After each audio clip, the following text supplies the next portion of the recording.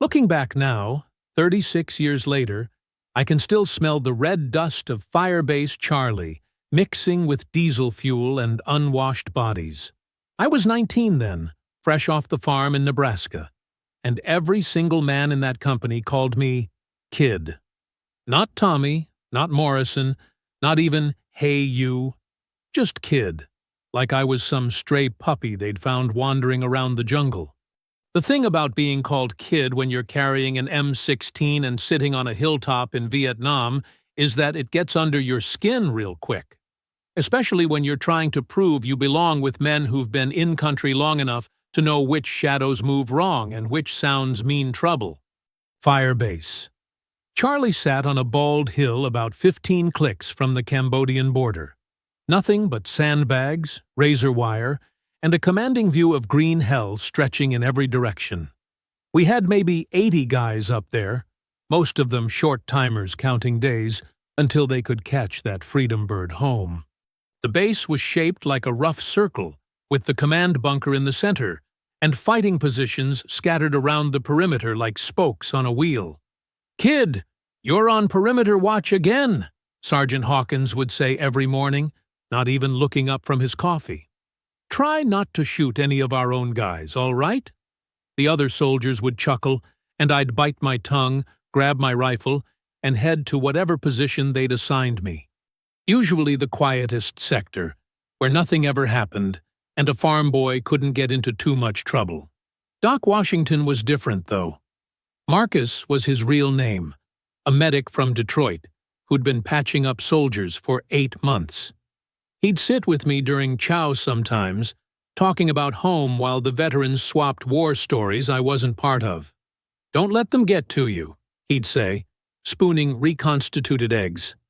"They're just looking out for you, kid. Better to be underestimated than dead." But I didn't want to be looked out for. I wanted to be counted on. The worst was Corporal Sullivan. Jake Bulldog Sullivan from Boston, built like a brick wall and twice as hard. He'd been running the .50 caliber machine gun for 2 tours, and every time he looked at me, I could see him thinking the same thing. "This farm boy's gonna get somebody killed." "You ever even fired a rifle before you got here, kid?" he asked one afternoon while cleaning his weapon. "Every day since I was 12, I answered. "Hunting mostly. Some target shooting." He snorted. "Shooting rabbits ain't the same as shooting back, kid. Charlie don't sit still while you line up your shot." Lieutenant Carter tried to include me more, but he was barely older than me, and fighting his own battle for respect. The men followed his orders because they had to, not because they believed in him yet. Captain Reynolds ran the whole show from the command bunker, a grizzled veteran who'd seen enough war to know which fights were worth fighting. Every night I'd lie on my cot listening to mortars whisper overhead in the distance, wondering if tonight would be the night Charlie decided to test our defenses. The intelligence reports had been getting uglier. More enemy movement, bigger concentrations of troops massing across the border. Something was building out there in the jungle, something that made even the veterans nervous. But they still called me Kid, and they still gave me the safe assignments. And I still went to sleep every night knowing that when the real fighting started, they'd probably stick me in the deepest bunker they could find. I had no idea that in 3 days, I'd be the only thing standing between them and 200 North Vietnamese regulars who wanted Firebase Charlie wiped off the map. The morning of the second day started like every other morning at Firebase Charlie, with Sergeant Hawkins shaking me awake before dawn. "Up and at 'em, kid. You're pulling radio watch with Doc today?" I rolled out of my sleeping bag, grabbed my gear, and found Doc already hunched over the radio in the communications bunker. The static crackled like bacon in a hot pan, voices drifting in and out between the white noise. "Morning, sunshine," Doc said without looking up. "Sleep good?" "Good enough." I settled in next to him, watching his hands work the dials. "Anything happening out there?" "Same old stuff. Patrol reports, supply requests, weather updates." He paused, frowning at something coming through his headphones. "Although," There's been more chatter than usual from the northern sectors. Doc had this way of explaining things that didn't make me feel stupid. Unlike some of the others, he never talked down to me or acted like my questions were a waste of time. Maybe it was because he'd grown up in Detroit, where being young didn't automatically make you soft. What kind of chatter? Movement, mostly. Big movement. Companies crossing the border, supply convoys, that sort of thing. He adjusted the frequency, and voices became clearer. Charlie's been busy lately. Around midday, Bulldog Sullivan found us in the bunker. He'd been drinking beer despite the heat, and his face was flushed red under his boonie hat. "Hey, Doc, you keeping the kid entertained?" "Teaching him radio procedure," Doc replied evenly. "Radio procedure." Sullivan snorted. "What's next? Gonna teach him how to call in artillery? Kid probably can't even spot the difference between incoming and outgoing." Something hot flashed in my chest. "I can tell the difference." "Oh, yeah? How's that, farm boy?" "Incoming whistles on the way down. Outgoing pops first, then whistles going up." I kept my voice steady. "Mortars sound different from rockets, and rifle fire echoes different depending on distance and terrain." Sullivan stared at me for a long moment, then laughed. "Well, I'll be. Kid's been paying attention after all." "I pay attention to everything," I said. "Good. Maybe you'll live long enough to use it." That afternoon, Lieutenant Carter assigned me to perimeter patrol with Private Rodriguez, a quiet guy from Texas who'd been in-country about 6 months. We walked the wire in silence mostly, checking for signs of tampering or movement in the tree line below. "You ever wonder what they're waiting for?" Rodriguez asked suddenly. "Who?" "Charlie. They've got to know we're up here. They've got to know our strength, our positions, everything. So why haven't they hit us yet?" I'd been wondering the same thing. Maybe they're waiting for something? Yeah, but what? We finished our patrol without finding anything, but the question stuck with me. What were they waiting for? That evening, Doc and I were back on radio duty when the reports started coming in more frequently. Multiple sightings of enemy troops moving south. Supply convoys spotted crossing the border under cover of darkness. Forward observers reporting muzzle flashes in grid squares that had been quiet for weeks.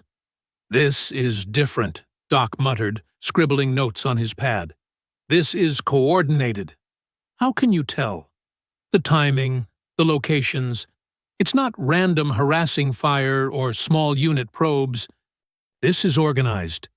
He looked up from his notes, and for the first time since I'd known him, Doc looked worried.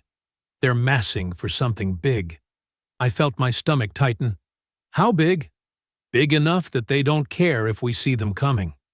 Around midnight, Captain Reynolds called all squad leaders to the command bunker. Through the thin walls we could hear raised voices, urgent conversations, radio calls to higher command. When the meeting broke up an hour later, Sergeant Hawkins came back to our area with a grim expression. "Listen up, people. Intelligence thinks Charlie's planning a major offensive in our sector. Could be tonight, could be tomorrow night, but it's coming." "How major?" someone asked. "Major enough that they're sending us reinforcements. Helicopters bringing in extra ammunition and 2 more squads tomorrow morning." Bulldog Sullivan cleaned his machine gun for the 3rd time that day. About time we had some action around here. But I noticed his hands weren't quite steady as he worked the bolt. And when he thought nobody was looking, his eyes kept drifting toward the jungle beyond the wire. That night, I lay awake listening to the sounds of the fire base preparing for war. Extra guards posted, ammunition distributed, fields of fire checked and rechecked. Somewhere out there in the darkness, an enemy I'd never seen was planning to test everything I thought I knew about myself. The 3rd day dawned gray and humid, with clouds hanging low over the jungle like a dirty blanket. The reinforcements arrived right on schedule. 2 squads of infantry and enough ammunition to fight a small war. But instead of making me feel safer, watching those fresh-faced soldiers file off the helicopter just made everything seem more real. "Looks like Command's taking this seriously," Doc said, helping unload crates of grenades and machine gun belts. Lieutenant Carter gathered us around the command bunker after lunch. His uniform was already soaked with sweat, and dark circles showed under his eyes. Intel's confirmed large enemy concentrations moving toward our position. We're expecting probing attacks starting tonight, possibly escalating to a full assault within 48 hours. "How large?" Sergeant Hawkins asked. "Estimates range from company to battalion strength." A few guys whistled low. Battalion strength meant 3, maybe 400 enemy soldiers. We had barely over 100 now, even with reinforcements. "Rules of engagement remain the same," Carter continued. "No firing unless fired upon, but once it starts, you engage with everything you've got. Questions?" Bulldog Sullivan raised his hand. "What about fields of fire? Some of these new positions overlap. We'll coordinate through squad leaders. Hawkins, I want you to walk the perimeter with Sullivan and make sure everyone knows their sectors." As the meeting broke up, I lingered near the command bunker, hoping for a real assignment. Something that mattered. "Kid." Lieutenant Carter noticed me hanging around. "You're with Doc on the radio tonight. If communications go down, we're fighting blind." "Yes, sir." I tried not to let disappointment show in my voice. Radio duty again. Safe in the bunker while everyone else held the line. Doc must have seen my expression. "Come on, let's get some chow before the fun starts." We ate in relative silence, the usual chatter subdued by anticipation. Even the veterans seemed quieter than normal, checking and rechecking their equipment, writing letters they might never send. "You scared?" Doc asked suddenly. "Yeah," I admitted. "You?" "Terrified." He smiled grimly. "But scared keeps you alive. Scared makes you careful. What if I freeze up?" Doc studied my face for a long moment. "Kid, I've watched you for 3 months. You notice things other people miss. You listen when others talk. You learn." He leaned forward. "When the shooting starts, trust your instincts. They're better than you think." As darkness fell, the firebase transformed into something harder, more focused. Guards doubled, weapons loaded, radios checked. I followed Doc to the communications bunker, trying to shake the feeling that I was about to miss the most important test of my life. "Contact reports coming in," Doc said, adjusting his headphones. "Patrol Base Echo reports movement 2 clicks northwest." "How much movement?" "Enough to make them nervous." He scribbled coordinates on his pad. "Firebase Delta's got sightings too. Multiple columns heading southeast." The radio crackled with increasing frequency. Position reports, supply requests, casualty updates from minor skirmishes. Each transmission painted a picture of enemy forces converging on our section of the mountains like streams flowing toward a river. "This is it," Doc muttered. "They're coming tonight." At 2100 hours, the first mortar round whistled overhead and exploded in the valley below our position. Then another. Then 3 more in rapid succession, walking closer to our perimeter. "Incoming!" someone shouted from the nearest bunker. The 6th round hit inside the wire, throwing dirt and shrapnel against the sandbags. Then the jungle erupted with muzzle flashes, dozens of them winking like deadly fireflies in the darkness. All stations, this is Charlie Base," Lieutenant Carter's voice came over the radio. "We are under attack. Repeat, Firebase Charlie is under attack." The radio exploded with chatter, position reports, ammunition requests, casualty calls. Doc worked frantically to coordinate responses while I plotted enemy positions on our tactical map. "They're hitting us from 3 sides," I told him, marking the locations of muzzle flashes. "North, east, and south sectors, all reporting contact," Doc confirmed into his microphone. "Wait." He pressed his headphones tighter against his ears. "Say again, North 2?" A voice crackled through the static, barely audible over the sound of gunfire. North 2 taking heavy casualties. We're falling back to secondary positions. That's when I realized this wasn't a probing attack. This was the real thing, and Firebase Charlie was about to find out what a farm boy from Nebraska was really made of. The communications bunker shook as another mortar round impacted nearby, showering us with dirt and debris. Doc's radio setup sparked and went dead for a terrifying moment before flickering back to life. "Charlie Base, this is South 4. The voice was high with panic. "We've got sappers in the wire. They're through the perimeter." Doc grabbed his microphone. "South 4, can you contain? Do you need support?" "Negative. We're pulling back." "Jesus! There's too many of them!" I pressed my face to the firing port, trying to see through the chaos outside. Tracers crisscrossed the night sky like deadly fireworks, and the sound of automatic weapons fire echoed off the surrounding hills. But what chilled me was the sheer volume of enemy fire. This wasn't harassment. This was overwhelming force. "Kid, I need you to get word to Lieutenant Carter," Doc said, still working his radio. "Tell him East 2 and South 4 are compromised. We're getting flanked." I grabbed my rifle and crawled out of the bunker, staying low as bullets whined overhead. The firebase had become a nightmare of smoke, muzzle flashes, and screaming voices. I could see soldiers running between positions, some carrying wounded, others frantically trying to set up new defensive lines. "Carter!" I found the lieutenant crouched behind sandbags near the command post, talking rapidly into a field radio. "Doc says East 2 and South 4 are compromised." "I know," he shouted over the gunfire. "We're consolidating around the inner perimeter. Get back to your position." But as I started back toward the communications bunker, a rocket-propelled grenade slammed into the structure, collapsing one wall in a shower of sandbags and splintered wood. I ran toward the wreckage, calling Doc's name, but found only twisted metal and debris where our radio setup had been. "Doc! Doc!" A hand grabbed my shoulder.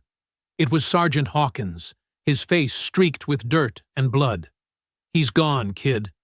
RPG got him direct." The words hit me like a physical blow.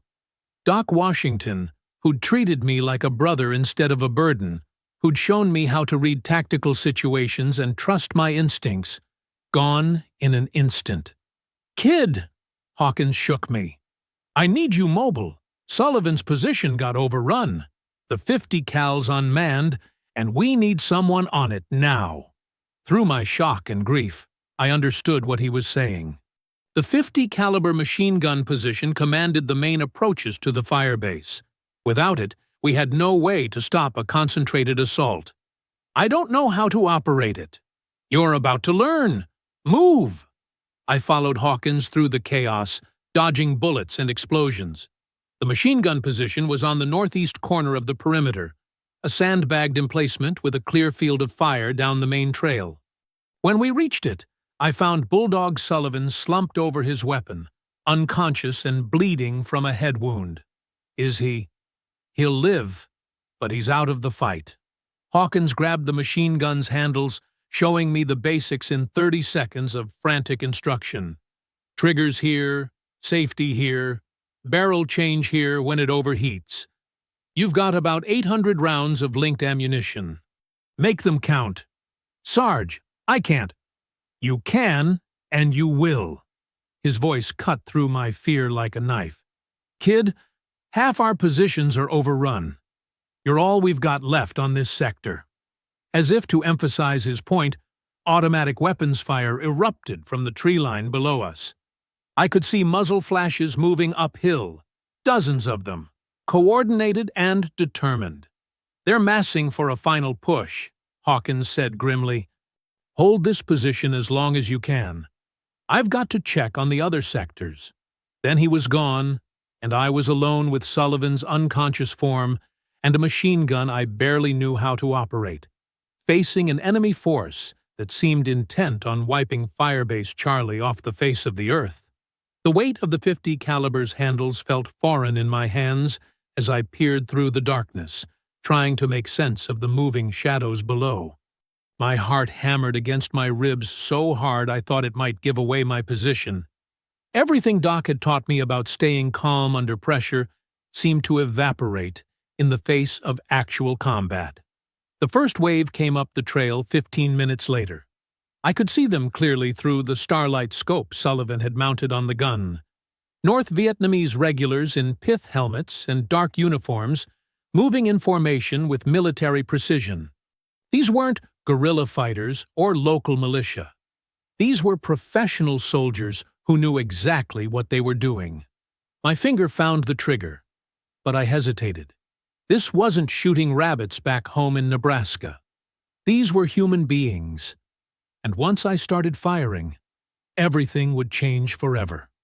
A rocket-propelled grenade whooshed past my position and exploded somewhere behind me, making the decision for me. The .50 caliber roared to life, and the recoil nearly knocked me backward. The tracers streaked down the hillside like red lightning, and I watched enemy soldiers dive for cover as my rounds tore through the vegetation around them. But there were so many of them. For every soldier that went down, 2 more seemed to take his place. They spread out, using fire and movement tactics to advance up the slope, while keeping me pinned with automatic weapons fire. Bullets snapped overhead and chewed into the sandbags protecting my position. "Come on, kid," I heard myself saying aloud, trying to steady my breathing the way I did when hunting deer. "Pick your targets. Make every shot count." I forced myself to slow down, to aim instead of just spraying bullets into the darkness. A group of enemy soldiers tried to flank my position through a gully to the left. I swung the heavy gun around and caught them in the open, the powerful rounds stopping their advance cold. But my ammunition was running low, and the attacks kept coming. During a brief lull, I dragged Sullivan deeper into the bunker and checked his pulse. Still alive, still breathing, but he wasn't waking up any time soon. The blood from his head wound had stopped flowing, which Doc would have said was a good sign. "Hang in there, Bulldog," I whispered. "I'll try to keep them off us." The radio beside Sullivan's position crackled to life. Any station. This is Charlie Base. We need immediate support on the northeast sector. Can anyone respond?" I grabbed the handset. "Charlie Base. This is Kid. I'm at the northeast machine gun position." "Kid? Where's Sullivan?" "Sullivan's down. I'm manning the .50. A pause. Then Lieutenant Carter's voice, tight with stress. "Can you hold that position?" I looked out at the tree line, where muzzle flashes were already beginning to wink again as the enemy prepared for another assault. "I don't know, sir. There's a lot of them. You have to hold, Kid. That position controls the main approach. If they get past you, they'll roll up our entire defense." The weight of responsibility settled on my shoulders like a physical thing. Every sleeping soldier in Firebase Charlie, every wounded man in the aid station, every friend I'd made in the past 3 months, their lives depended on a 19-year-old farm boy who'd never fired a shot in anger until tonight. "Roger that, Charlie Base. I'll hold as long as I can." As I set down the radio, the jungle below erupted with gunfire again. This time, the attack came from 3 directions simultaneously. A coordinated assault designed to overwhelm my position through sheer numbers and firepower. But something had changed in me during that radio conversation. The fear was still there, but underneath it was something harder, more determined. These soldiers had put their trust in me, even if they'd never said so directly. Doc had believed in me. Even Sergeant Hawkins had chosen me for this position when everything fell apart. Maybe it was time I started believing in myself.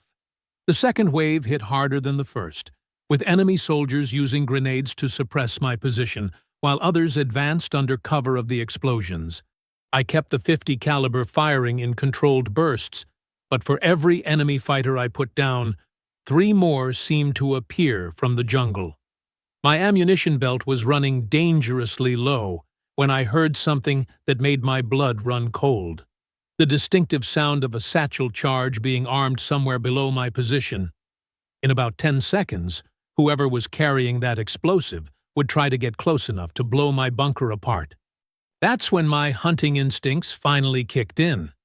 Back home, I'd learned to track wounded deer through dense timber by listening for the smallest sounds: a snapped twig, disturbed leaves, the subtle rhythm of labored breathing. Now I applied those same skills to tracking a North Vietnamese sapper crawling up the hillside with enough explosives to kill me and Sullivan both. There, to my left, maybe 30 meters down the slope. Moving slow and careful, but not quite careful enough. I couldn't use the machine gun without giving away that I'd spotted him, so I grabbed Sullivan's M16 and slipped out of the bunker, staying low and moving as quietly as my father had taught me when stalking white-tailed deer. The sapper was closer than I'd thought, maybe 20 meters away, and climbing steadily toward my position. In the starlight, I could see the satchel charge strapped to his back and the determined set of his shoulders as he navigated the rocky terrain. I'd never killed a man at close range before, never looked into another human being's eyes, and pulled the trigger. But as I raised the rifle and lined up the shot, all I could think about was Doc Washington's mangled body in the ruins of the communications bunker, and Sullivan bleeding unconscious behind me, and every other soldier in Firebase Charlie who was counting on me to hold this position. The shot took him center mass, and he tumbled backward down the hillside without making a sound. But the movement of my muzzle flash had given away my location, and suddenly the entire enemy force seemed to focus their fire on my position. I scrambled back to the bunker as bullets whined and cracked around me, diving behind the sandbags just as a rocket-propelled grenade exploded where I'd been standing seconds before. "Jesus!" I gasped, checking myself for wounds and finding none. The adrenaline was making my hands shake so badly I could barely reload the machine gun. The radio crackled again. "Northeast position. This is Charlie Base. Report your status." "Still here," I managed, "but they're getting closer. I'm down to maybe 200 rounds. Can you hold for another hour? Reinforcements are en route." An hour? 60 minutes. It seemed impossible. "I'll try." But even as I said it, I could see enemy soldiers massing in the tree line for what looked like a final assault. This time they weren't coming in waves or trying to be clever about it. This time they were coming all at once, with everything they had. I thought about my parents back home in Nebraska, probably asleep in their farmhouse bed, completely unaware that their son was about to make his last stand on a hill half a world away. I thought about Doc Washington, who'd treated me like a man when everyone else saw a boy. I thought about all the soldiers behind me who'd never called me by my real name, but who trusted me enough to put their lives in my hands. Then I gripped the handles of the 50 caliber machine gun, took a deep breath, and prepared to show them what a farm boy could do when everything depended on him. The enemy attack began with a barrage of mortars and rockets that shook the ground beneath my feet and filled the air with flying debris. Through the smoke and chaos, I could see dozens of muzzle flashes moving up the hillside like a deadly constellation. They were coming for Firebase Charlie, and I was all that stood in their way. The mortar barrage lifted, and they came. Not in careful tactical bounds or measured advances, but in a screaming human wave that seemed to cover the entire hillside. Dozens of North Vietnamese soldiers charging straight up the slope, firing as they ran, determined to overwhelm my position through sheer numbers and ferocity. I opened up with the 50 caliber, sweeping the weapon back and forth across their front rank. The heavy rounds tore through the advancing soldiers, but there were so many of them that my fire barely seemed to slow the assault. For every man that fell, 2 more kept coming. My ammunition counter clicked down rapidly. 150 rounds. 100. 75. "Come on!" I shouted over the roar of gunfire, not sure if I was talking to myself, or to the weapon, or to God. "Come on!" A grenade exploded just outside my bunker, showering me with dirt and fragments. The concussion left my ears ringing, but I kept firing, picking targets as fast as I could acquire them. The closest enemy soldiers were maybe 50 meters away now, close enough that I could see their faces in the muzzle flashes. 50 rounds left. That's when I remembered something my father had taught me about hunting wounded animals. Sometimes the most dangerous moment isn't when you first encounter your prey. It's when they're cornered and desperate, willing to do anything to survive. But the same thing was true in reverse. Sometimes being cornered was exactly what you needed to discover what you were really made of. I stopped trying to kill every enemy soldier on the hillside and started thinking like a hunter. What were their weak points? Where were they most vulnerable? How could I use the terrain and my remaining ammunition to maximum effect? The answer came to me as I watched a group of enemy soldiers bunch up behind a fallen log about 30 meters away, preparing for a final rush on my position. Instead of shooting at individuals, I aimed for the log itself. The .50 caliber rounds chewed through the rotten wood like it was cardboard, and suddenly 8 enemy soldiers who thought they were in cover found themselves completely exposed. I cut them down in seconds, and the psychological effect on the other attackers was immediate. Their advance faltered as they realized their cover wasn't as solid as they'd thought. 20 rounds left. But I could see more enemy soldiers moving through the tree line, probably a reserve force held back for exactly this moment. They'd wait for me to run out of ammunition, then overrun my position while I was trying to reload. Unless I could convince them I had more firepower than I actually did. I grabbed Sullivan's M16 and placed it within easy reach, along with every grenade I could find in the bunker. Then I started firing the machine gun in short, precise bursts, making each shot count while trying to create the illusion that I had unlimited ammunition. Between bursts, I'd grab the M16 and fire from a different position, making it seem like there were multiple defenders in the bunker. I threw grenades at regular intervals, aiming for areas where I'd seen muzzle flashes, keeping the enemy guessing about my actual strength. The ruse worked for maybe 10 minutes. Then, I heard voices calling in Vietnamese from the darkness below, coordinating what sounded like a final assault. They'd figured out that I was alone, and they were coming to finish the job. 5 rounds left in the machine gun, 2 magazines for the M16, 3 grenades. I looked back at Sullivan, still unconscious, but breathing steadily.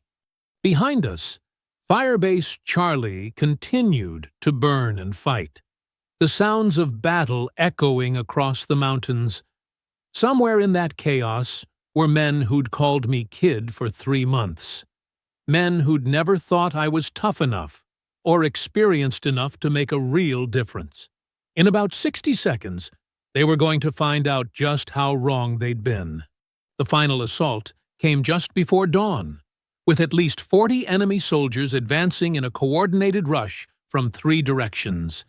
I could hear their officers shouting commands as they moved, and the disciplined way they bounded from cover to cover told me these weren't desperate men making a last-ditch effort. These were professionals executing a well-planned attack. I had 5 rounds left in the .50 caliber, and I made each one count.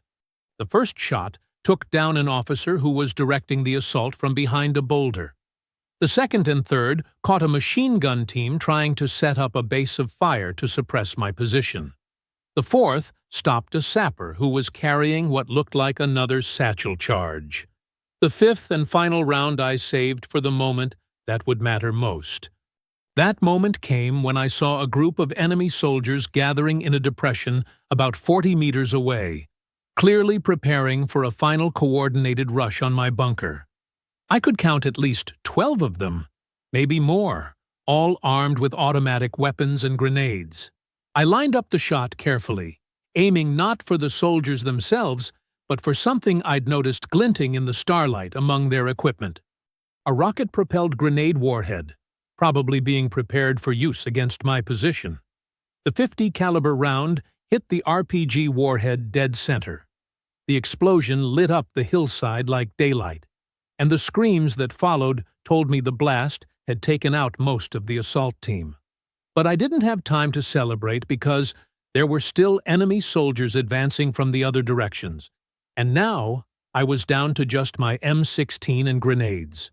I grabbed the rifle and started picking targets, forcing myself to aim carefully, despite the adrenaline coursing through my system.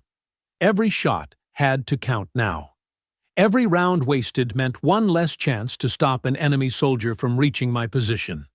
A grenade landed just outside my bunker and exploded, filling the air with fragments and debris. I felt something hot tear across my left shoulder, but I kept firing. Pain was just information now, and the information it was giving me was that I was still alive and still fighting. The closest enemy soldiers were maybe 20 meters away when I threw my first grenade. The explosion caught 3 of them in the open, buying me a few precious seconds to change positions within the bunker. That's when I heard something that made my heart skip a beat. The sound of helicopters approaching from the east. Distant, but getting closer. The reinforcements Lieutenant Carter had promised were finally arriving. But they were still at least 5 minutes away, and the enemy soldiers below me had heard the helicopters too. Now they were desperate, knowing this was their last chance to take the position before reinforcements arrived. 2 enemy soldiers broke from cover simultaneously, charging straight up the slope toward my bunker, while their comrades provided covering fire. I shot the first one with my M16, but the second kept coming, and I could see the determined look in his eyes as he closed the distance between us. I reached for my second grenade, pulled the pin, and let the spoon fly. But instead of throwing it immediately, I held it for 2 seconds, cooking off part of the fuse before lobbing it toward the charging soldier.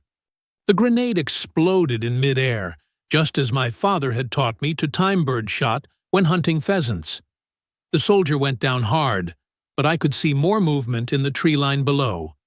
The helicopter sounds were getting louder now, and I could make out the distinctive whop-whop-whop of rotor blades cutting through the morning air. But the enemy wasn't giving up. If anything, the approaching reinforcements seemed to make them more desperate, more willing to take casualties to achieve their objective. That's when I realized this wasn't just about taking Firebase Charlie anymore. This had become personal, a test of will between me and an enemy commander who refused to accept that one 19-year-old farm boy could stop his entire assault. I had 1 grenade left, maybe 10 rounds in my rifle, and the absolute certainty that I was not going to let them pass. The helicopters were close enough now that I could see their running lights against the pre-dawn sky, but the remaining enemy soldiers weren't waiting around to greet them. A final group of maybe 15 fighters emerged from the tree line, moving fast and low, determined to overrun my position before the cavalry arrived. I fired my M16 in controlled bursts, dropping 2 soldiers in the first few seconds, but the others kept coming. They'd learned from the earlier assaults, using smoke grenades to obscure their advance, and coordinating their movement to make it harder for me to target them effectively. My rifle clicked empty. I reached for a fresh magazine, but my hands were shaking so badly from exhaustion and adrenaline that I fumbled the reload. The magazine slipped from my fingers and clattered into the bottom of the bunker, and suddenly I was scrambling around in the dark trying to find it, while enemy soldiers closed to within 10 meters of my position. Found it, slammed it home, chambered around. But when I raised the rifle to fire, I found myself staring into the eyes of a North Vietnamese soldier who'd made it to the edge of my bunker. He was young, maybe even younger than me, with dirt and smoke streaking his face. For a split second, we just looked at each other. Two teenagers a world away from home, caught up in something bigger than either of us understood. Then, training took over. I fired twice, center mass, and he went down. But the delay had cost me. 3 more enemy soldiers were charging my position from different angles, and I had maybe 5 rounds left in my rifle. Not enough to stop them all. That's when I grabbed my last grenade. Instead of throwing it at the approaching soldiers, I held it against my chest and pulled the pin, keeping the spoon down with my thumb. Then I stood up in full view of the advancing enemy fighters. "Come on!" I shouted in English, knowing they probably couldn't understand the words, but hoping they'd understand the meaning. "You want this position? Come and take it!" The 3 soldiers stopped dead, suddenly realizing what I was threatening to do. If they shot me, my thumb would come off the spoon, and the grenade would explode, probably taking all of us with it. If they tried to rush me, same result. For maybe 10 seconds, we stood there in a deadly Mexican standoff, while the sound of approaching helicopters grew louder and louder. Then one of the enemy soldiers lowered his weapon and started backing away. The other 2 followed, retreating toward the tree line as the first helicopter appeared over the ridge behind me. I waited until they were completely out of sight before carefully replacing the pin in my grenade with trembling fingers. "Charlie Base, this is Dustoff 7-1. A voice crackled over Sullivan's radio. "We have you in sight. Looks like you've been having quite a party down there." I grabbed the handset, my voice coming out as barely more than a whisper. "Dustoff 7-1. This is Kid. Northeast sector is secure. We held. Roger that, Kid. Outstanding job. We're putting down in the LZ now. Hang tight." I slumped back against the sandbags, finally allowing myself to feel the exhaustion that had been building for hours. My shoulder throbbed where the grenade fragment had caught me, and my hands wouldn't stop shaking. But I was alive. Sullivan was alive. Firebase Charlie was still ours. The helicopter settled onto the landing zone with a roar of rotor wash and engine noise, disgorging fresh troops who immediately began securing the perimeter and checking on casualties. Within minutes, medics were working on Sullivan while reinforcements took over the defensive positions. But as I watched the sun rise over the mountains of Vietnam, painting the jungle in shades of gold and green, I realized something had changed during the night. Not just in how others would see me, but in how I saw myself. I wasn't Kid anymore. I wasn't sure exactly what I was, but I knew what I wasn't. Sergeant Hawkins found me 20 minutes later, still sitting in the machine gun bunker watching the medics work on Sullivan. His face was streaked with cordite and exhaustion, but when he saw me, something shifted in his expression. "Tommy," he said, and it took me a moment to realize he'd used my actual name. "You okay, son?" I nodded, not trusting my voice yet. The adrenaline was wearing off, leaving behind a bone-deep weariness that made everything feel surreal and distant. Corporal Martinez counted at least 60 enemy KIA on the northeast slope. Hawkins continued, settling down beside me. 60. And you held this position by yourself for... He checked his watch. 4.5 hours. Doc helped, I managed to say. Before the RPG got him. Hawkins was quiet for a moment. Yeah, we lost some good men last night. Doc was one of the best.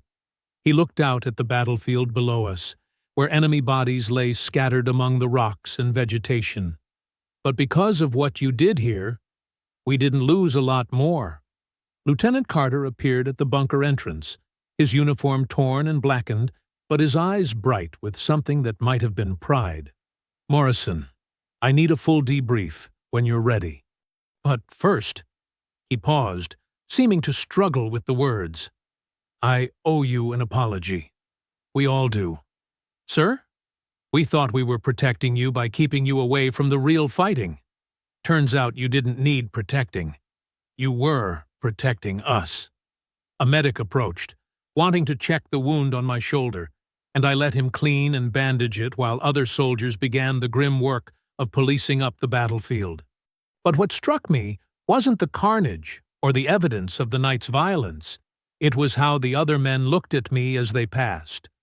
No one called me kid. Not once. When Bulldog Sullivan finally came around an hour later, the first thing he did was ask about his machine gun. The medics had diagnosed him with a severe concussion, but he was going to be okay. "You take care of my 50?" he asked groggily. "Fired every round you had loaded," I told him, "plus about 800 more." Sullivan stared at me for a long moment, then started laughing. It hurt his head, but he couldn't seem to stop. Kid took my gun and held off half the North Vietnamese army. If that ain't the most backwards thing I ever heard. But even he didn't call me kid anymore after that. From then on, it was Morrison or Tommy, or sometimes just the man who held the Northeast sector. The official after-action report would later estimate that a reinforced North Vietnamese company, nearly 200 soldiers, had participated in the assault on Firebase Charlie. The attack had been coordinated with similar assaults on 3 other bases in our sector, part of a larger offensive designed to overrun American positions throughout the region. But Firebase Charlie had held. All the other bases had been evacuated or abandoned, but we'd stayed and fought and won. And according to the intelligence officers who interviewed me later, the key factor in our successful defense had been the Northeast machine gun position that had broken up every major enemy assault before it could gain momentum. Captain Reynolds called me to his bunker that afternoon for what I thought would be another debriefing. Instead, he handed me a beer and sat down across from me like we were equals. 19 years old, he said, shaking his head. When I was 19, I was worried about passing algebra and asking girls to dance. You held off a company-strength assault with a machine gun and a rifle. I didn't know what to say to that, so I just sipped my beer and waited. "There's going to be paperwork," Reynolds continued. "Commendations, probably. Maybe some reporters who want to hear your story. But I want you to know something first." He leaned forward, his expression serious. "What you did last night, that wasn't just brave. That was professional. That was the kind of fighting that wins wars." When I finally made it back to my cot that evening, I found a letter from home waiting for me. My mother wrote about the corn harvest and the weather, and asked if I was eating enough. Normal things, peaceful things. The kind of concerns that belong to a world where 19-year-old boys worried about homework instead of holding defensive positions against overwhelming odds. I started to write back, but found I couldn't explain what had happened without changing everything about how she saw her son. So instead, I just told her I was fine, that I was making friends, and that she shouldn't worry. Some stories, I realized, were too big to fit in letters home. 2 weeks after the battle, a reporter from Stars and Stripes showed up at Firebase, Charlie wanting to interview the farm boy hero who held off 200 enemy soldiers. Captain Reynolds tried to keep him away from me, but word had already spread through the battalion, and there was no avoiding the attention. "So tell me, Private Morrison," the reporter said, his tape recorder spinning between us, "what was going through your mind during those critical hours?" I stared at the machine, trying to find words for something that still felt too raw and immediate to discuss. "I was thinking about my friends," I finally said, "about not letting them down." "But surely you must have felt fear."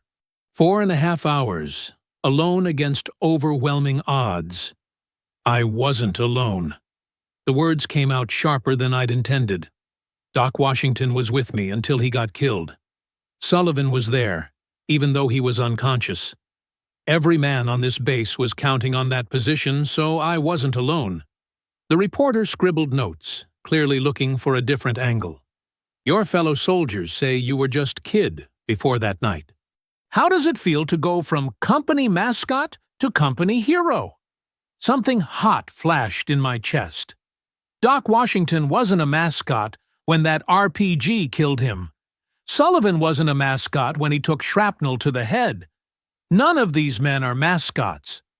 I stood up, done with the interview. They're soldiers, and they've been soldiers a lot longer than me. After the reporter left, Sergeant Hawkins found me cleaning my rifle on the northeast perimeter, back at the position I'd held that night. The bunker had been rebuilt and reinforced, but I could still see scorch marks on the sandbags where grenades had exploded. "Rough interview?" he asked, settling down beside me. "Guy wanted a story about some farm boy becoming Audie Murphy overnight. That's not what happened." "No? What did happen?" I thought about it for a long moment, watching helicopters ferry supplies to and from the landing zone. I did what anyone would have done. What Doc would have done, or Sullivan, or you. The situation needed someone to hold that gun, and I was the one there. Hawkins smiled. "That's exactly what makes it remarkable, Tommy. You didn't think you were special or chosen or any of that movie nonsense. You just did what needed doing." 3 days later, Lieutenant Carter called me to the command bunker. Inside, I found Captain Reynolds and a full colonel I'd never seen before, a man with gray temples and ribbon racks that told stories of multiple wars. "Private Morrison," the colonel said. "I'm Colonel Anderson, battalion commander. I wanted to personally thank you for your actions during the enemy assault on this position." "Thank you, sir. I also wanted to inform you that you're being recommended for the Distinguished Service Cross. It's the second highest decoration for valor our country can award." The words hit me like a physical blow. The Distinguished Service Cross. I'd heard of it, of course, but never imagined someone like me would be considered for something like that. "Sir, I don't know if I deserve—" "Son," Colonel Anderson interrupted, "you held a critical defensive position against overwhelming odds for over 4 hours, preventing the enemy from overrunning this entire firebase. You adapted tactics under fire, conserved ammunition when it mattered most, and showed tactical innovation that saved American lives." He paused. "If that doesn't merit recognition, then the medal doesn't mean anything." After the colonel left, Captain Reynolds walked me back toward my quarters. "There's something else," he said. "You're being transferred to a new unit. Special assignment." My stomach dropped. "Sir?" "Training cadre at Fort Benning. They want you to help train new machine gunners, teach them what you learned here." He saw my expression and smiled. "It's not a punishment, Morrison. It's recognition. They want other soldiers to learn from someone who's proven himself under fire." That night, I sat in the rebuilt communications bunker where Doc Washington had died, trying to write a letter to his family. I'd been putting it off for 2 weeks, unable to find the right words to tell his parents that their son had been more than just a casualty statistic. Finally, I wrote simply, "Doc treated me like a brother when everyone else saw me as a burden. He taught me to trust my instincts and stay calm under pressure. When the fighting started, he died trying to coordinate our defense and save other soldiers' lives. He was the best man I knew in Vietnam, and I wouldn't have made it through that night without everything he taught me. It wasn't enough. Nothing could be enough, but it was true. And sometimes truth was all you had to offer." Looking back now, I realize that night at Firebase, Charlie wasn't really about proving myself to the other soldiers. It was about discovering that the man I thought I needed to become had been there all along, waiting for the moment when everything depended on him stepping forward. The boy they called Kid had died in that bunker along with Doc Washington. What emerged was just Tommy Morrison, doing what needed to be done. My last week at Firebase, Charlie passed quietly, almost anticlimactically, after everything that had happened. The enemy seemed to have pulled back from our sector entirely, probably regrouping after losing so many men in their failed offensive. Days blended into routine patrols and maintenance work. the kind of mundane soldiering that felt strange after the intensity of that night. Bulldog Sullivan was back on his feet, though the medics said his hearing might never be quite the same. He'd insisted on personally checking out the rebuilt machine gun position, running his hands over the new sandbags, and testing the weapon's fields of fire. "Feels different," he said, squinting down the barrel toward the tree line where so many enemy soldiers had died. "Different how?" "Can't explain it. Just different." He looked at me sideways. "You planning to keep up with the 50 when you get to Benning?" "If they'll let me." "Seems like I should pass along what I learned." Sullivan laughed, but there was something serious underneath it. "What you learned? Kid, you taught that gun things I never knew it could do. 4.5 hours of sustained fire without the barrel overheating? Precision shooting at ranges where most guys just spray and pray?" He shook his head. "You didn't learn that. You invented it." The night before I was supposed to leave, the whole company threw an impromptu going-away party behind the mess tent. Someone had acquired a case of beer through the mysterious channels that kept American soldiers supplied with contraband, and Sergeant Hawkins produced a bottle of whiskey he'd been saving for a special occasion. "Speech!" someone called out as the alcohol began to flow. "Morrison's got to give a speech." I stood up reluctantly, looking around at faces that had become as familiar as family over the past 3 months. These men had seen me at my worst and my best, had watched me grow from a nervous farm boy into whatever I was now. "I'm not good at speeches," I began, and got a chorus of good-natured boos.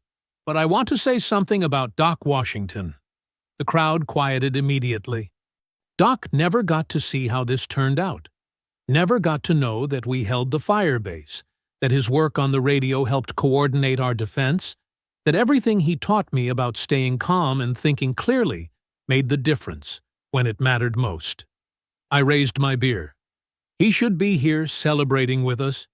Since he can't be, we'll have to celebrate for him. "To Doc," Hawkins said solemnly. "To Doc," the entire company echoed.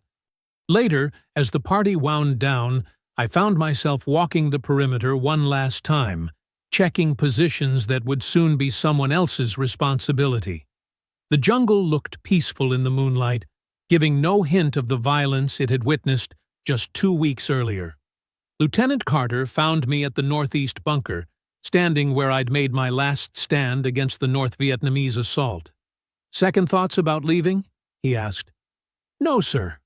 Just trying to understand what happened here." "What do you mean?"